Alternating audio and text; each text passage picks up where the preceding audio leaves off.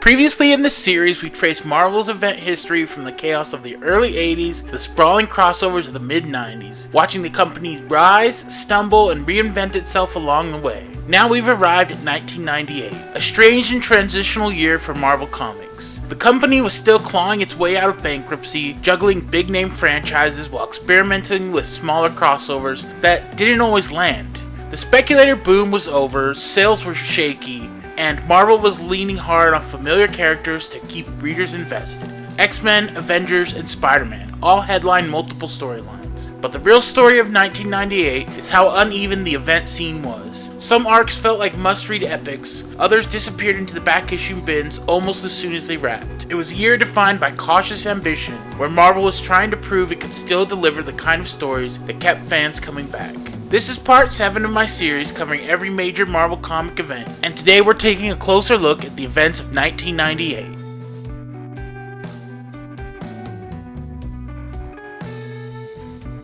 During the summer of 1998, Spider-Man was in serious trouble. Norman Osborn had just pressured J. Jonah Jameson, the Daily Bugle owner and Peter's boss, into selling the newspaper to him.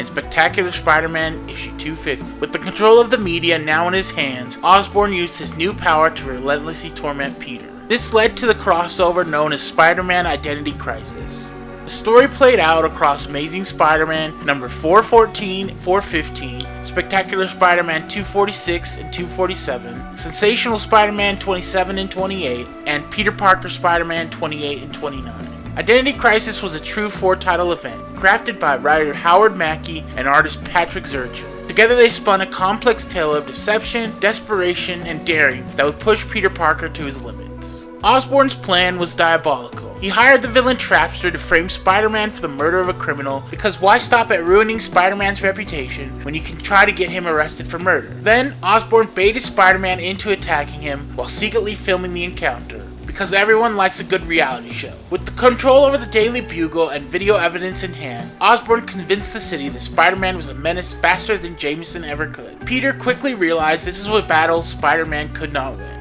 If he kept fighting as Spider-Man, he would be arrested or worse. So in one of the most creative moves in Spider-Man's history, Peter went undercover, not as one, but as 4 different heroes. He designed 4 new costumes and identities, each pretending to be a brand new superpowered individual who had just arrived in New York City. These were Hornet, Dusk, Prodigy, and Ricochet. Each suit was crafted to conceal his spider powers and keep Peter's identity a secret. Hornet was the first. The armored hero wore a high-tech suit complete with mechanical wings and stun stingers, giving Peter the ability to fly and fight without risking exposure. Hobby Brown, the Prowler, lent his technical expertise in building the suit. Hornet was tough and aggressive, designed for heavy combat and intimidation. But let's be real, kinda looked like Spider-Man playing Iron Man dress up. Just a little bit. Then there's my personal favorite, Ricochet, the street-smart acrobat. Fast, agile, and unpredictable. Ricochet used throwing discs and clever flips to outmaneuver foes. This identity let Peter sneak into the criminal underworld and gather intelligence. Dusk was the shadowy, mysterious figure inspired by the Negative Zone tech. Dusk operated from the shadows, using stealth and fear tactics to manipulate villains like Trapster into turning on themselves. Think of Dusk as Spider-Man's goth phase, silent, brooding, and terrifying. And finally was Prodigy, the shining symbol of hope. Wearing a bright golden costume, Prodigy was the hero Peter wanted everyone to see. Powerful, honorable, and unbreakable. The guy who could probably sell toothpaste with his smile. Using Ricochet and Dusk, Peter infiltrated the criminal underworld and uncovered the truth. Then as Prodigy, Peter presented the fabricated evidence, showing the Spider-Man caught on Osborn's video was also an imposter, blowing Osborn's case out of the water. With no way to fight back, Spider-Man was officially declared innocent of the murder charges, forcing Osborn to abandon his scheme.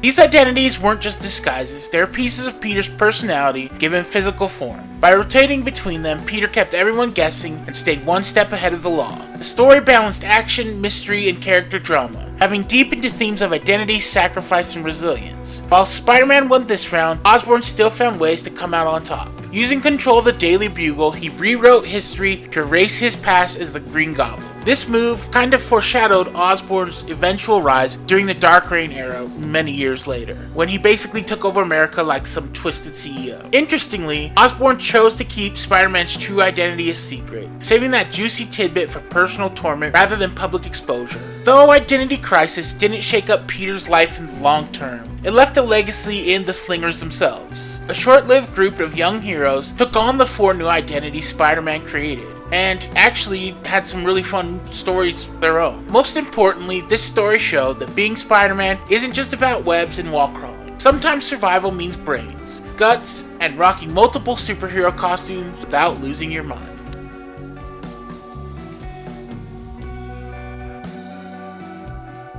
In 1998, Marvel was still recovering from its mid-90s implosion, scrambling to figure out what readers wanted. One answer was MC2, a bright, optimistic imprint set 10 years in the Marvel Universe's future, pitched as the opposite of the grim, brooding comics dominating the shelves. Think less rain-soaked vigilante and more Saturday morning cartoon that never aired. Concept spearheaded by writer and editor Tom DeFalco and artist Ron Frenz was simple. Move Marvel's icons forward a decade and pass the torch to a new generation. The stories would stay true to the continuity while avoiding the tangled mess of the main 616 timeline. The flagship was Spider-Girl, starring Mayday Parker, daughter of Peter and Mary Jane. Here Peter had retired after losing a leg to the Green Goblin, but Mayday inherited his powers and his stubborn sense of responsibility. She wasn't just a girl Spider-Man, she had her own voice, sharper wit, and a knack for balancing school with superheroics. From the start, her rogues gallery took shape, with foes like an updated Green Goblin, a daughter of Venom, and the mysterious Dark Devil. 2 other launch titles rounded out the MC2 line, and helped flesh out this alternate future.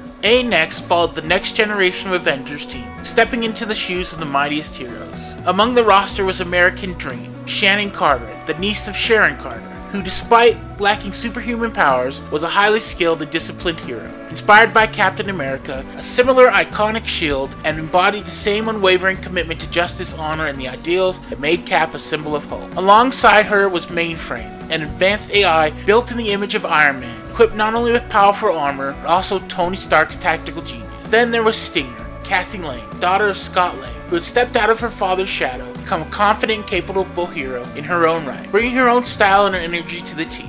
Rounding out the core was Thunderstrike, Kevin Masterson, son of the original hammer-wielding hero, who grappled with the weight of his father's legacy while forging his own identity as a worthy successor. Together, these heroes brought a rich mix of legacy, innovation, and a fresh perspective that helped define the spirit of Next and the MC2 universe as a whole. The series didn't just rehash old Avengers stories. It played with the idea of how a team of fresh heroes would live up to legends while facing entirely new threats.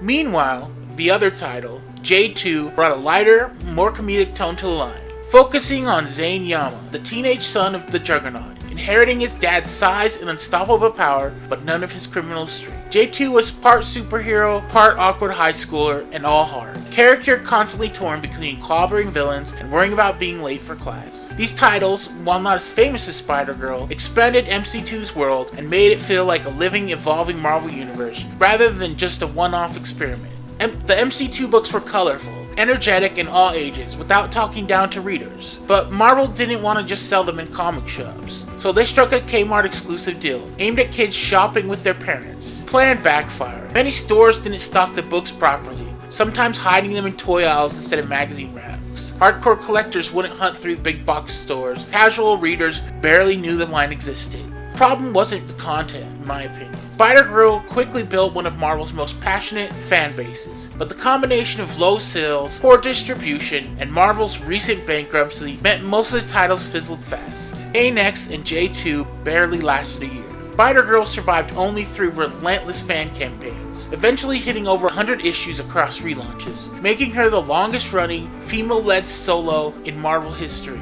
at that time. In the end, MC2 became a cult favorite. A hopeful, continuity-rich alternate universe where legacies mattered and heroes actually aged.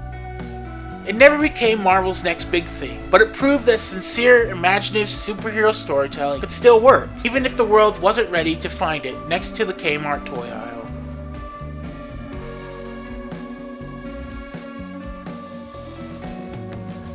That same year, amid Marvel's effort to juggle multiple sprawling storylines, Siege of Wundagore stood out as a complex, multi-title saga that brought together mutant factions, superheroes, and cosmic forces in a battle over one of the Marvel Universe's most mysterious locations, Wundagore Mountain. At the center of the conflict was the High Evolutionary, a brilliant but dangerously unbalanced geneticist obsessed with accelerating evolution. His scientific citadel atop Wundagore Mountain had been seized by Exodus and his acolytes, fanatical mutants bent on power and control. To reclaim his domain, the Evolutionary summoned his loyal Knights of Wundagore, a team of superpowered warriors genetically engineered and fiercely devoted to their master's vision. But things quickly became complicated. Among the knights was the enigmatic Lord Anon, whose secret identity and motivations raised eyebrows. Meanwhile, the Heroes for Hire, a loose group of street-level heroes including Luke Cage and Iron Fist, were drawn into the fray thanks to the intervention of White Tiger, a genetically enhanced warrior created by the Evolutionary to hunt the monstrous man-beast. The story unfolds through a 5-part crossover spanning Heroes for Hire 15 through 16, Quicksilver 11 through 12, and the joint Heroes for Hire and Quicksilver Annual 1998, weaving a tale of shifting alliances, brutal battles, and unexpected betrayals. Exodus's control of Wundagore was a significant threat. The Acolytes' hold on the Citadel challenged the Evolutionary's grand plans, while the heroes grappled with their own internal conflicts. The Man-Beast, revealed to be masquerading as Lord Anon, struck at the heart of the Evolutionary's forces, turning friend against friend and escalating the battle to a fever pitch. Quicksilver emerged as a pivotal player. Using the unstable and powerful Isotope E, Quicksilver briefly became a near godlike figure, capable of turning the tide against Exodus and the Man-Beast. His leadership was key to uniting the fractured factions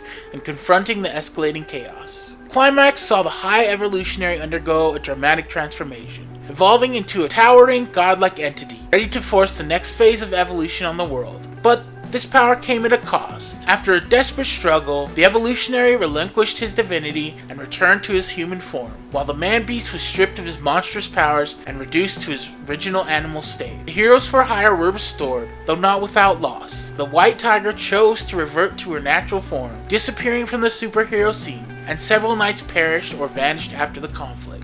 One thing I've always found cool about this story is the Knights of Wundagore themselves. They're not just your standard superhero team. They're these genetically engineered warriors, each having unique powers and personalities, blending mythic fantasy and science fiction. Their loyalty to the High Evolutionary, combined with their tragic flaws and occasional betrayals, give them a depth and mystery that stands out. They add a rich layer to the story, serving as both noble knights and unpredictable wild cards in this chaotic struggle. This event was more than a battle for a mountain. It represented the clash of science, mutation, and morality. The High Evolutionary's god complex and the instability echoed themes of power and responsibility, while Exodus and the Acolytes' fanaticism highlighted mutant extremism. Quicksilver's involvement underscored the personal and political struggles of the Marvel mutant community. Siege of Wundagore remains a significant chapter for fans of Marvel's mutant saga and cosmic mythos. A tangled, ambitious story blending superhero action with deep character drama, scientific hubris, and the consequences of playing God.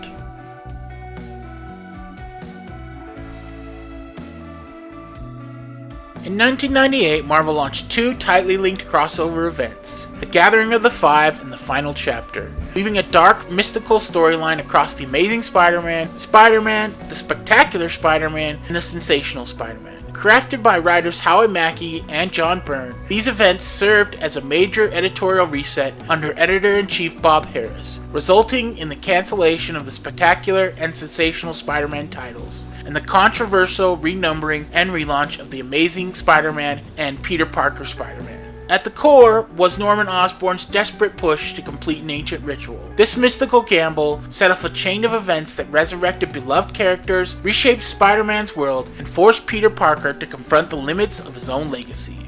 The story kicks off with Norman Osborn still recovering from an assassination attempt by Nitro, preparing to perform an ancient and dangerous ritual called the Gathering of the Five, a ceremony promising one of 5 gifts or curses: power, knowledge, immortality, madness, or death. Osborn is determined to claim the ultimate prize, and to do so he recruits a handful of other characters, some willingly and some others under duress.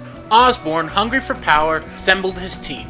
Himself, Gregory Hurd, also known as Overdrive, who was desperate to save his dying wife, Hamilton Cromwell, Madam Web, who was facing her own death and desperate for immortality, and a mysterious last participant who turned out to be Maddie Franklin. Another character central to the story is Molten Man, who was manipulated by a device implanted by Osborn to target Allison Mongrain, characters whose interactions ultimately reveal a crucial secret to Mary Jane before she dies: that Peter Parker's daughter May, who died during childbirth, is still alive. Driven by this revelation, Spider-Man trekked the Green Goblin to Osborn's hunting lodge, convinced that his daughter was being held captive. There, instead, he found his Aunt May, who was still alive, contrary to her apparent death 3 years earlier in Amazing Spider-Man number 400. Allison Mongrain was talking about a different May. This wasn't a clone or an imposter, it was the real Aunt May, kept prisoner and implanted with a device that would detonate bombs worldwide if removed.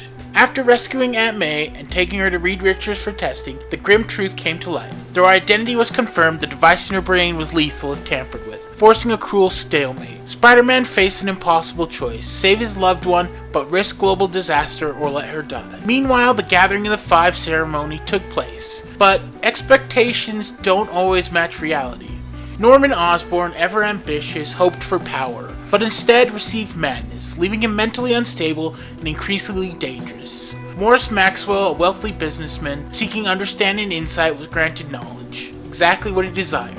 Madam Web, who had long battled mortality, received immortality, securing her place as a timeless seer. Maddie Franklin, young and inexperienced, appeared eager for strength or significance, and she indeed received power, giving her abilities beyond her normal limitations. Gregory Hurd, desperate to save his wife, and perhaps anticipating some restorative effect, tragically received death, which did not kill him outright, but instead transformed him into the fiery, destructive entity known as Shadrach, a dark and ironic twist on his hopes. The ritual's chaotic mix of expectation and outcome created dramatic consequences for each participant, underscoring that even in the Marvel Universe, nothing is ever straightforward. The final blows came in a showdown that nearly destroyed the Daily Bugle, when the Goblin launched a massive pumpkin bomb. Spider-Man saved the building, but knew the war had taken its toll, with the world's fate hanging on Aunt May's survival and his own life as Spider-Man at a crossroads. After this event, Peter Parker's life took a dramatic turn. He survived the ordeal, but the event left deep scars. Most notably, Peter made the heart-wrenching decision to retire. Burning his costume, he stepped away from the mask for a short time, marking the end of the era. This led to the relaunch of Peter Parker's Spider-Man, with new storylines focusing on his life beyond the mask, as well as other heroes stepping into the spotlight. Thanks to Reed Richards and a team of expert surgeons, they managed to stabilize Aunt May by carefully removing the device's lethal functions without triggering the catastrophic failsafes. This medical miracle saved her life, though the device remained in her head as a ticking time bomb. Aunt May returned to being a beloved family figure, but with the ever-present shadow of danger from the lingering device adding weight to her story and Peter's ongoing struggle. The Gathering of the Five and the final chapter landed in a complicated spot with Spider-Man fans. On one hand, the stories brought back Aunt May, an iconic beloved character thought dead since the height of the Clone Saga, which pleased many longtime readers who missed her presence in Peter's life. On the other hand, the convoluted plot involving mystical ceremonies, implanted devices, and multiple crossover issues felt like a tangled mess to others, especially coming off the chaotic years of the Clone Saga itself.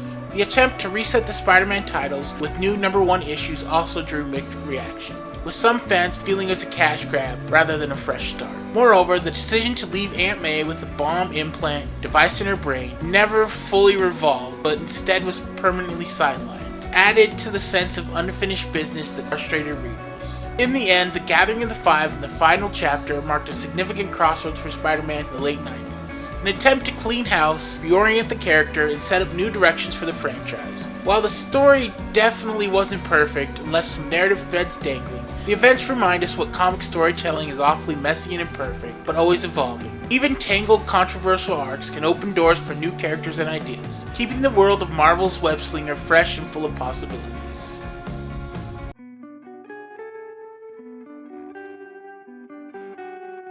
By late 1998, Marvel brought the X-Men into one of their strangest and most philosophical crossovers of the era, The Hunt for Xavier. Running through Uncanny X-Men 362 through 364 and X-Men 82 through 84. The story was written by Steve Siegel and Joe Kelly, with art by Chris Bocciolo and Carlos Paccio, and it set out to finally answer a big question hanging over the book since the Onslaught event: what happened to Professor X after he surrendered himself to the authorities?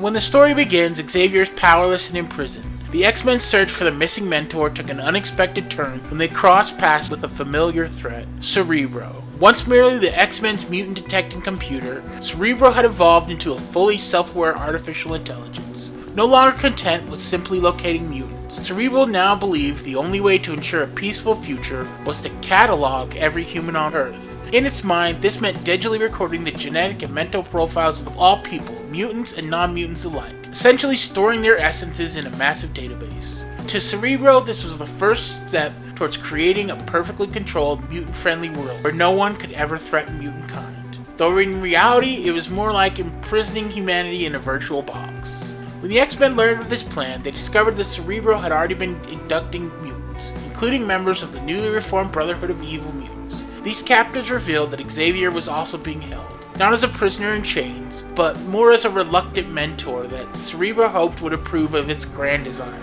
Splitting into teams, the X-Men fought through Cerebro's drone army while working alongside Nina, a young mutant who had been jailed with Xavier during his time in custody. Nina managed to restore Xavier's telepathic powers, allowing him to confront Cerebro directly. Together they forced the AI into a mind link with all of humanity at once, overwhelming it with the full spectrum of human thought and emotion. The sheer complexity and contradiction of billions of lives proved too much for Cerebro's rigid logic, causing it to collapse and fade into nothingness, and freeing those it had trapped. With Cerebro gone, Xavier returned home to the mansion, reuniting with the X-Men, though the ordeal served as a reminder that even the tools built to protect mutant kind turn against it if left unchecked.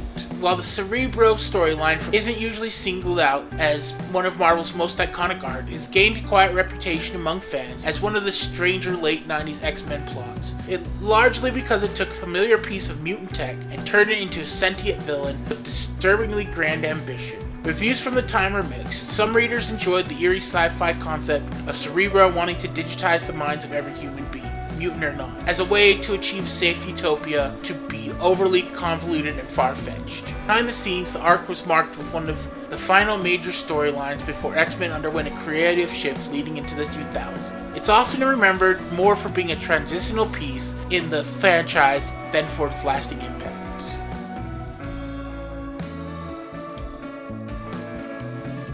And that was Marvel in 1998, a year caught between recovery and reinvention. Some events still spark nostalgia, others are remembered only by the readers who were there at the time. But together they paint a picture of a publisher trying to find its footing after years of chaos. These stories weren't always perfect, but they set the stage for the bigger, bolder crossovers that defined the early 2000s. In the next chapter of the series, we'll see how Marvel entered the final year of the decade, and whether they could finally shake off the shadow of their past troubles. If you've been enjoying this deep dive through Marvel's event history, be sure to like, comment, or subscribe so you don't miss part 8. Thanks so much for watching, and as always, I'll catch you in the next one.